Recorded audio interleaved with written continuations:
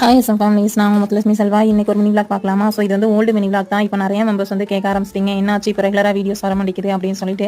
So இப்போ எனக்கு வந்து கொஞ்சம் ஹெல்த் சரியில்லை, ஹெட் ப்ராப்ளம் அதிகமாக இருக்கிறனால தான் என்னோட வீடியோஸ் வந்து சரியாக எடிட் பண்ணி போட முடியலை. ஸோ நான் க்யூர் ஆனதும் கண்டிப்பாக ரெகுலராக வீடியோஸ் இப்போவும் போடுற மாதிரி நான் வந்து போடுறேன்.